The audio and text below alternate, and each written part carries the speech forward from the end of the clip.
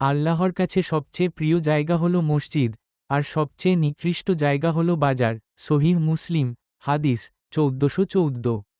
যে ব্যক্তি আল্লাহর সন্তুষ্টির জন্য মসজিদ নির্মাণ করবে, আল্লাহ জান্নাতেও তার জন্য অনুরূপ ঘর নির্মাণ করবেন। সহিহ বুখারী, হাদিস 450।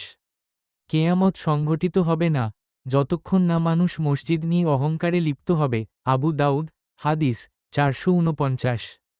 নিশ্চয়ই মসজিদগুলো আল্লাহর জন্য, সুতরাং আল্লাহর সঙ্গে কাউকে ডেকো না। সূরা জিন, আয়াত 18। যে আল্লাহর মসজিদে তার নাম স্মরণ করতে বাধা দেয় এবং তা বিরান করতে প্রয়াসী হয়, তার চেয়ে বড় জালিম আর কে? সূরা বাকারা, আয়াত 114। 7 ধরনের আমলের প্রতিদান মৃত্যুর পর কবরেও জারি থাকে। 1. যে ব্যক্তি কাউকে দ্বীনি ইলম শিক্ষা দেবে। 2. যে নদী প্রবাহিত করতে সহযোগিতা করবে। 3. অথবা কূপ খনন করবে। 4. অথবা গাছ রোপণ করবে। 5.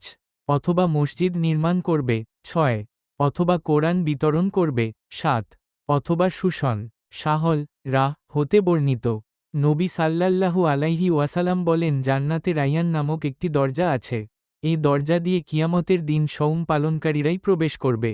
তাদের ব্যতীত আর কেউ এ দরজা দিয়ে প্রবেশ করতে পারবে না। হাদিস নং 1896।